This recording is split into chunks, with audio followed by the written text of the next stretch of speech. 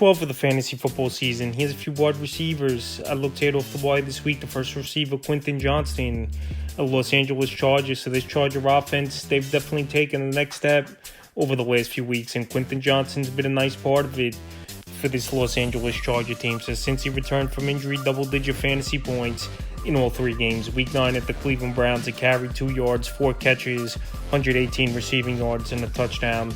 Week 10 versus the Titans, 2 catches, 24 yards, a touchdown. And Week 11 versus the Bengals, 2 catches, 48 yards, a touchdown on 8 targets. So I know, obviously, he's not catching the football a whole lot. 3 touchdowns in 3 games that have kept his fantasy points up there for Quentin Johnston. But this offense, they're moving the football around all over the field. They're making plays, and Johnston, at least he had the 8 targets in that Week 11 game versus Cincinnati Bengals. Anytime someone finds the end zone and they're number 1 or 2 wide receiver in an offense with a quarterback like Justin Herbert, they're going to put up fantasy points, and that's exactly been the case with Quentin Johnston right now out there in 59% of fantasy leagues, and a good matchup coming up in Week 12 versus the Ravens that give up the most fantasy points to wide receivers on the season. And then Week 13, a good matchup at the Falcons that give up the 7th most points to receivers on the season. So right now, Quentin Johnston, he's definitely a wide receiver I would go out there and add this week. The next receiver, Demario Douglas of the New England Patriots. Douglas, he's shown some flashes this season, and he's the number 1 wide receiver, in my opinion,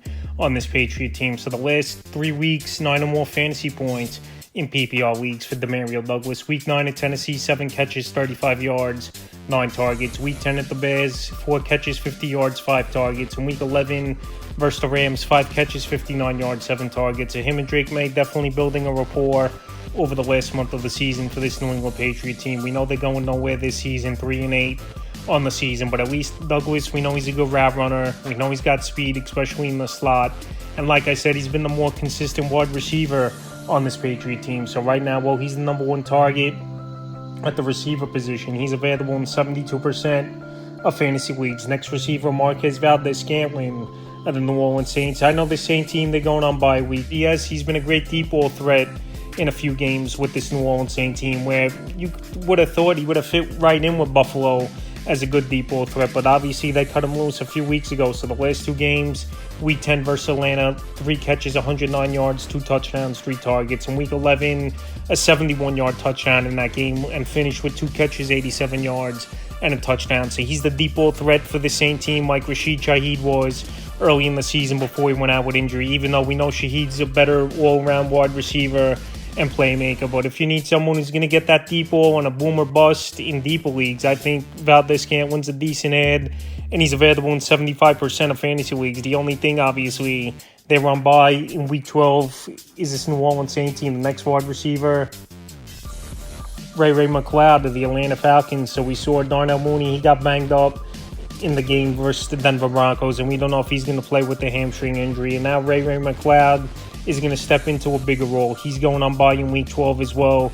It's the Atlanta Falcon team, and it's much needed, obviously, where they lost 38-6 in that ball game. So even with the bye week, that hamstring injury definitely could linger, and we've seen guys miss multiple weeks or even the season at times with hamstring injuries. Week 9 for McLeod, carry 7 yards, 3 catches, 28 yards, a touchdown versus the Cowboys. Week 10 in New Orleans, it carries 6 yards, 3 catches, 30 yards, 4 targets. And Week 11 at Denver, once Mooney went down with injury, he got more snaps in that game, 6 catches, 46 yards. So he's a speedster, no doubt about it. He's McLeod. And this offense, they got to go back to the drawing board, only scoring 23 points in the last 2 games, even though Week 11 was a very tough matchup at the Broncos. If you need a receiver, Ray McCloud, he's out there in tons of fantasy leagues right now in 83%. But like I said, we'll see after the bye week if Mooney is healthy or not.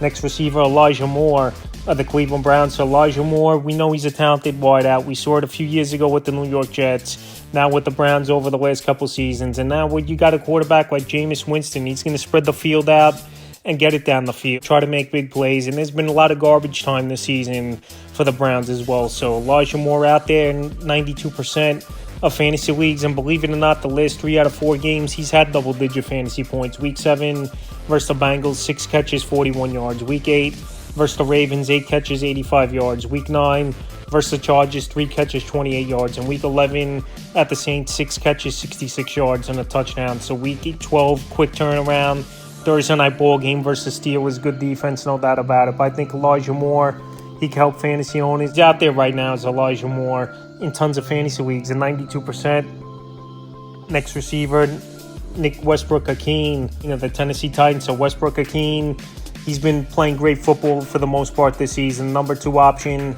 in the passing game behind Calvin Ridley on this offense. And Westbrook-Ikhine had a 98-yard touchdown in that loss versus the Minnesota Vikings. So Westbrook-Ikhine, 5 out of 6 games, he's found the end zone for this Tennessee Titan team. And he's had double-digit fantasy points in 3 out of the last 4 games. Week 8 at Detroit, 2 catches, 39 yards, a touchdown. Week 9 versus the Pats, 5 catches, 50 yards, a touchdown. Week 10 at the Chargers, 3 catches, 31 yards. And Week 11 versus the Minnesota Vikings, 2 catches, 117 yards, a touchdown. 6 targets, obviously, on the 98-yard touchdown. So Week 12, they know they got to put points on the board.